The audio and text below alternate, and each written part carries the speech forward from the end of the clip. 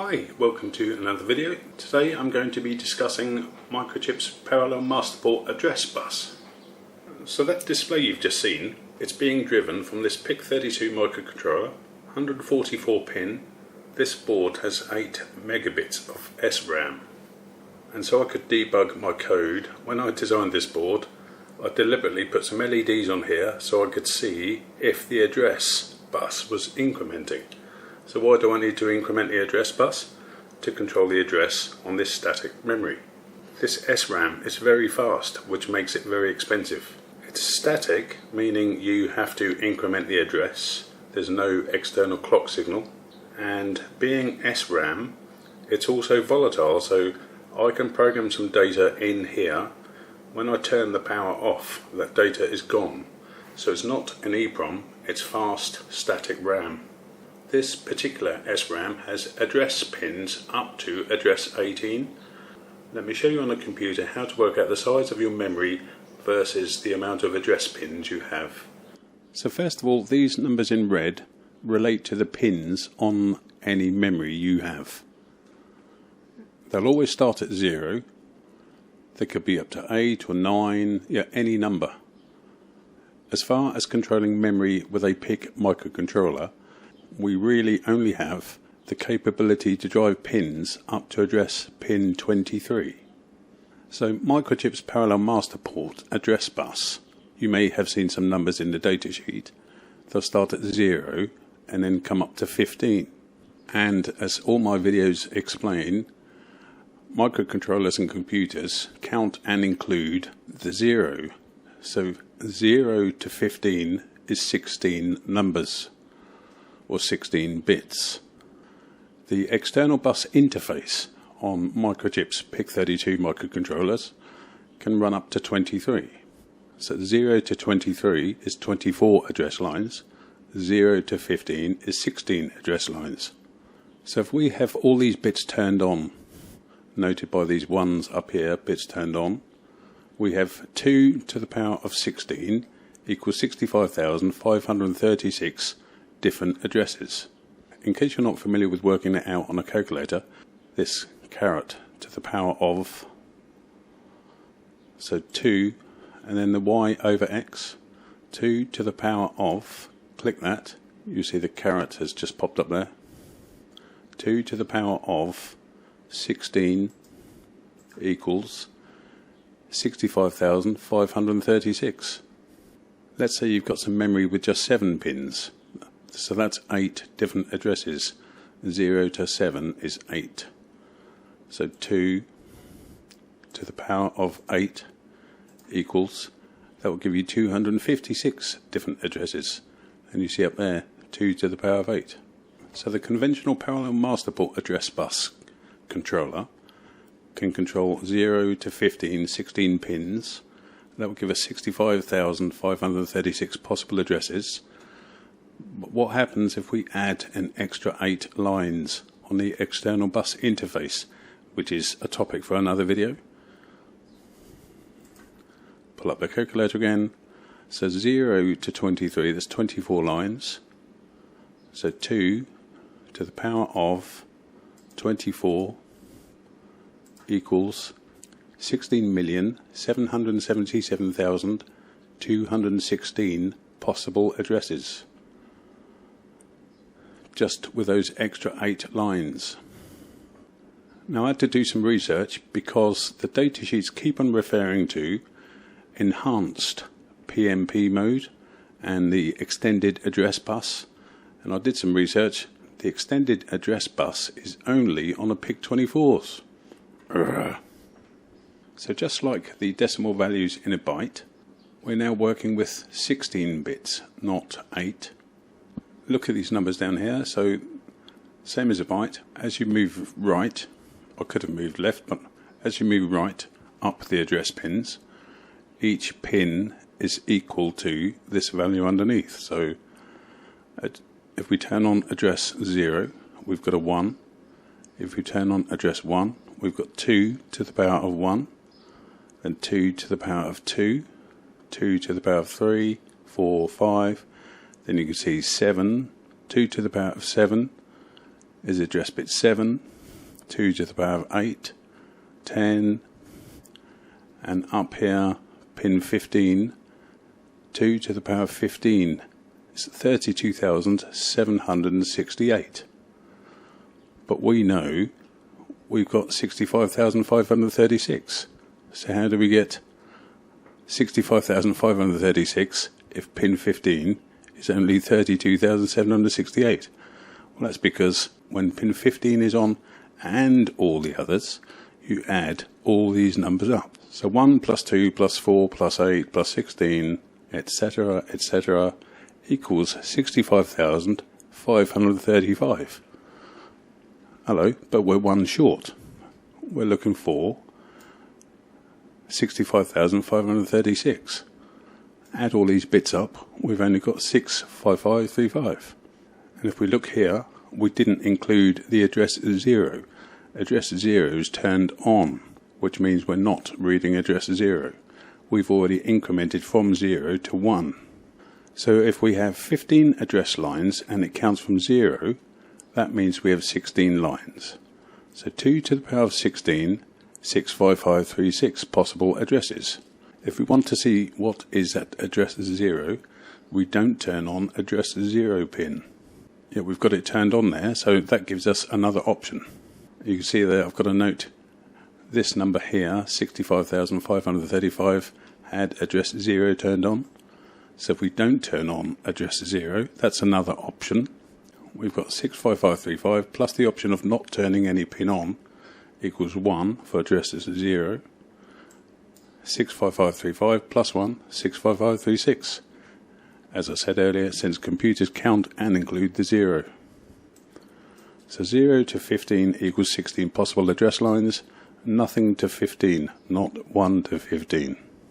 Here's a quick look at some basic SRAM. No external clock, just address lines and data in out lines. So you can either put data into it or read data out. So these are actually called I/O lines, and the address lines are always address lines, and they always start at 0. So on a parallel master port, how do you increment the address? You can either increment it yourself, which takes forever as far as time goes, I'll show you later, or let the internal PMP controller do it for you. So the data in or data out registers for the parallel master port are called PMD in and PMD out. So parallel master data in and parallel master data out. The PMD out is used if you're in dual buffer mode. So data in and data out in single buffer mode is the PMD in register. To increment the address, if the PMP is already set up and configured, you turn on the increment address bits, which is INCM equals 1. So the INCM bit is in the PMM mode bits register. So you set that to 1. Select your address pins, so 15 down to 0. So to make it simple, I've shown it here in binary. Bit 15, 14, 13, 12, 11, 10, 9, 8, 7, 6, 5, 4, 3, 2, 1, 0. And those bits, PT enable, are in the PMA enable bit register. So you simply fill the buffer with some data. Example, PMD in equals 0, or hexadecimal 0, or just PMD in equals 0. It doesn't have to be a positive number, you can write a nothing. Like to make a pixel black, for example.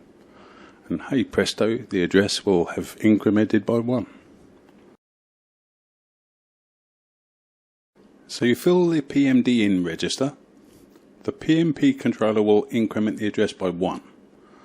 What you may not know, depending on what you are actually doing, the PMP controller will automatically strobe, which means turn on and off, or turn off and on, the read pin or write pin, once the PMD in register is written to or read from. Whether it's a display or some memory or some other device, you need to strobe the read or write pin. So you do a read or write to the PMD in register. The PMP controller will strobe the read pin or write pin. Then once the data has been used and finished with, whether it's a read or write, the address is then incremented. So if you want to write 8 zeros to this data bus, you fill the PMD in register with 8 zeros. It will then strobe the write pin, turn it on and off, and then when it's done with, it will then increment the address by 1, and it will then wait for the PMD in register to become full again. So you worry about your data here, and it controls the read or write pin and increments the address for you. Most types of memory do not call the read pin read. They call it an OE, so output enable. They also have a chip select, so that you can select this chip, or maybe a display or something else. As I said earlier, SRAM is fast, since it uses the same type of memory as computer cache. Fast costs money, slow costs less. This is my memory chip you saw at the beginning of the video. Made by these people. Is it ISSI or ISSI? So it's 512K times 16, low voltage, ultra low power CMOS static RAM. And I saw this 8M here, so I thought I was buying 8 megs, since it cost £14. And to be honest, I didn't understand this 512K words times 16. But I'll describe that now for you. So if I get the simple pins out of the way first, chip select with a line over it, that's the write with a line over it, output enable, which is the read, line over it.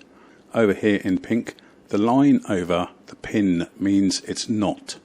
Most of these pins are active low, which means you ground them to use them.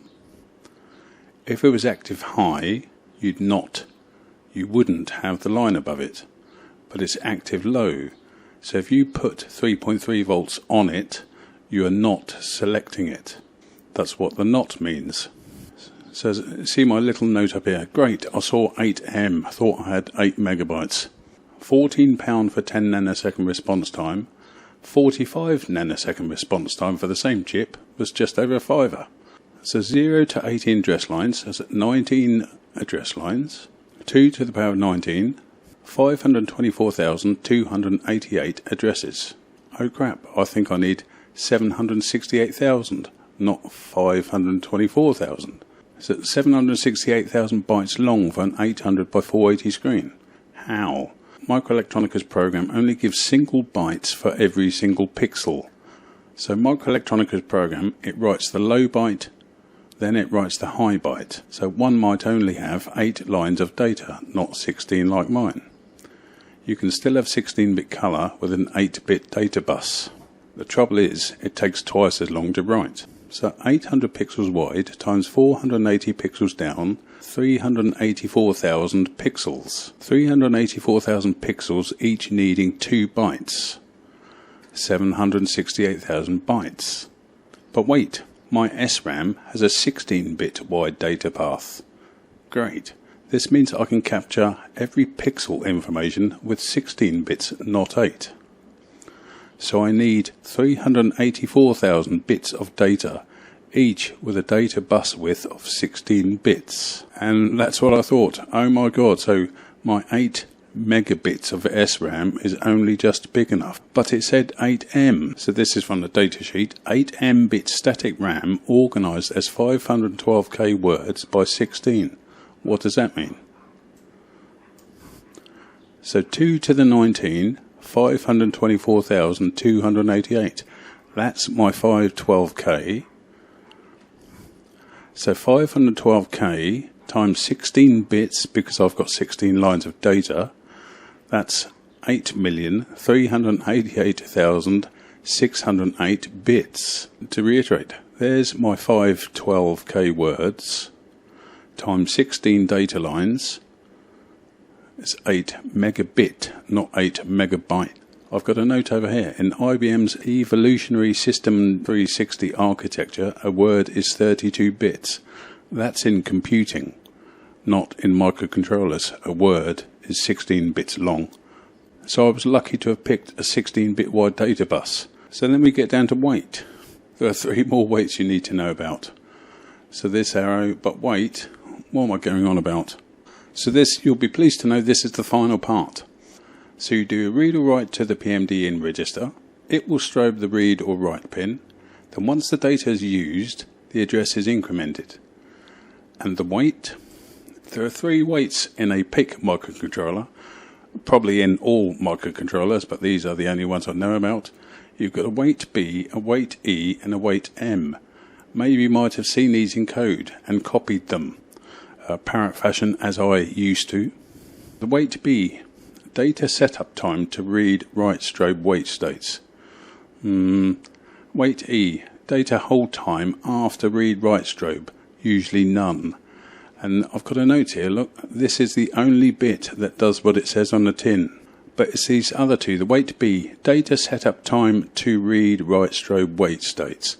Is that the time to set up the data and then a delay before it activates the read write strobe?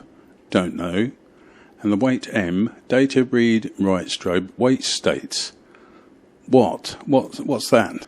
The wait E makes sense. Don't empty the register too early. None of the others are specific enough for me to tell you what they actually mean. And if you have a look at the data sheet, when they are all set to 0, it usually means they are waiting 1 or 2 clock cycles. This video is getting long, so I'll be quick. So what if you need more PMA pins? This is if you do it manually. So set address to 2, RB14 equals 1, then address 3, RB15 equals 1, then increment it by 1 again, RB14 naught, RB15 naught, RG9 underscore bit equals 1. We've got to address 4, increment it by 1, RB15 underscore bit equals 1. That's address 5, increment it by 1, RB15 equals naught, RB14 equals 1. And we've got to address 6, I think. So that's just from 2 to 6. So it'll be a mammoth task to write all this out to count up to something like 384,000 or 524,000. And I don't know if the code would fill the read-only memory in the chip. What we can do is let the PMP address bus count up to 65,536, then turn on address pin 16. So we started with 16 address lines, 0 to address 15, 2 to the 16, 65,000. Add 1 extra pin, which gives us 2 to the 17. Show on calculator, 2 to the power of 17. Just 1 extra pin. We can now count from 65,000 up to 131,000 with just 1 extra pin. And here is the code I will now demonstrate. This is writing to the display, so TFT chip select equals naught, and writing to the RAM at the same time. The loop is counting up to 110,000 integers, but when X equals 65,536, I turn on the extra address pin here. I delay it for 1 millisecond so you can see it counting, and then when it's finished, turn the chip select and the SRAM off, deselect it and turn off that pin I turned on. So just 1 extra pin, you can all of a sudden count up to 131,000.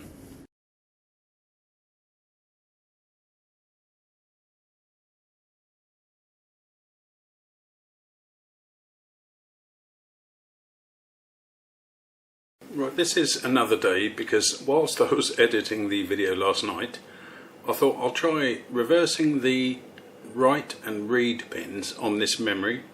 The idea of this SRAM is so you don't have to use internal memory in your microcontroller, especially if you don't have much.